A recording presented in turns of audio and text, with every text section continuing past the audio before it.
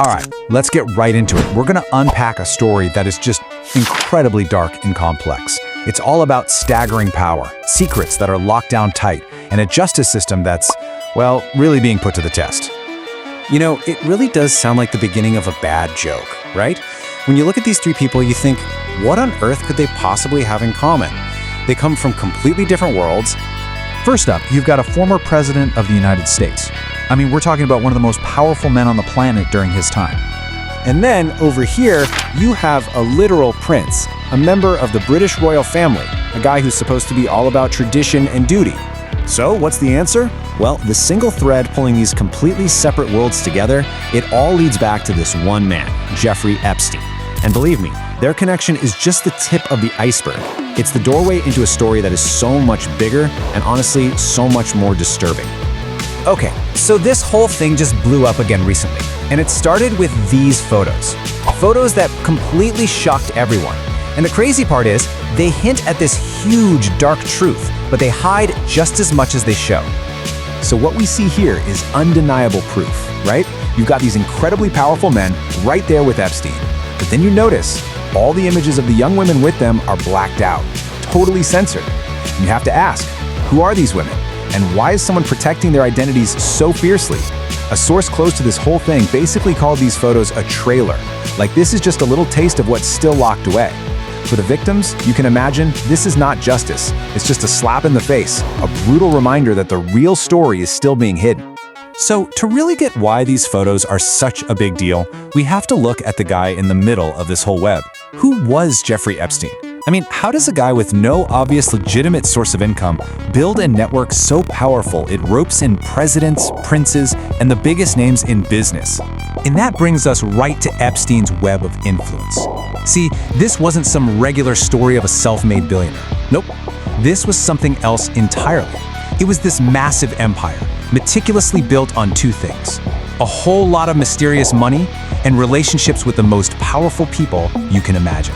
You know, the first public signs that something was deeply wrong started popping up back in 2005. The parents of a 14-year-old girl actually filed a police complaint against him. And as more and more victims found the courage to speak up, the investigators were just stumped.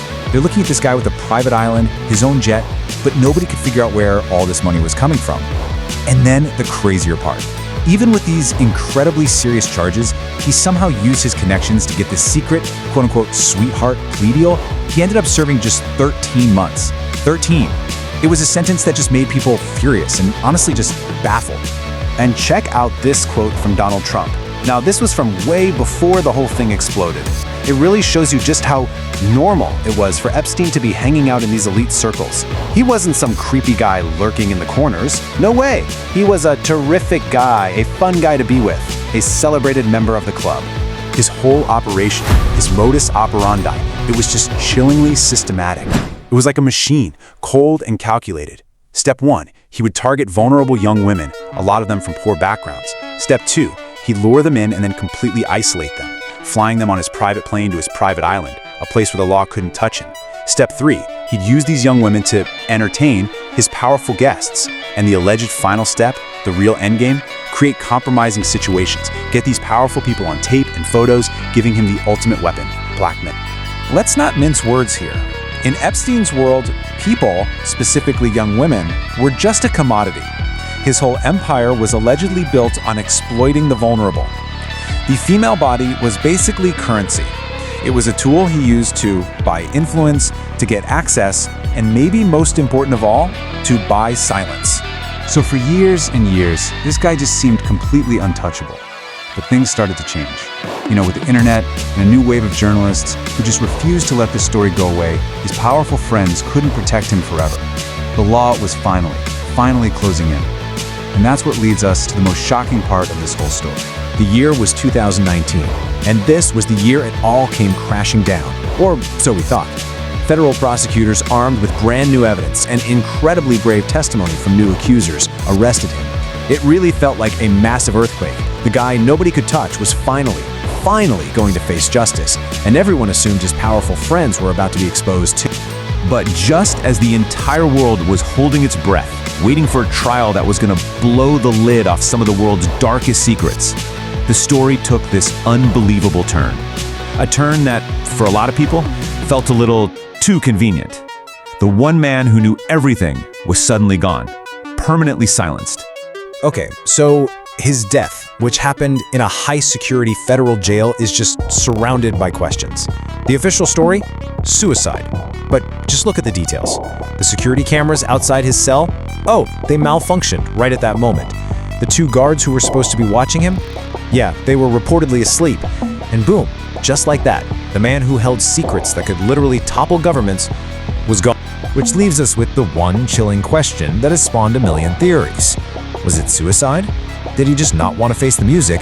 Or was he silenced, taken out by powerful people who could not afford for him to talk? See, his death didn't end the story at all. It just slammed the door shut on the full truth. And that brings us to where we are today. This ongoing battle for transparency, for the truth, against this massive wall of secrets. I mean, everyone, the victims, the public, we were all promised we'd get the full story. We were told his entire network would be exposed. But what did we get? We got heavily redacted documents and censored photos. It's like we're being told the story, but with all the important parts blacked out. And so, of course, people are speculating like crazy about what's being hidden. You have journalists and investigators who've been on this for years, and they claim the unreleased stuff, the client lists, the photos, the videos, it's not just about American big shots. They say it involves world leaders. We're talking about information so explosive, it could actually shake governments to their core. And through all of this, his victims, the people at the absolute heart of this tragedy, they're still fighting. They keep saying loud and clear that what we've seen so far is not justice. They're insisting that the real truth, the whole ugly story about Epstein and the powerful people who enabled him, still hasn't come out. And really, that brings us to the final, most important question of all. Because this story is not just about the horrible crimes of one man anymore. It's about the systems of power that let him get away with it for decades. So the biggest question we're left with isn't just what did Epstein do? It's who, even now, is being protected by the secrets that died with him.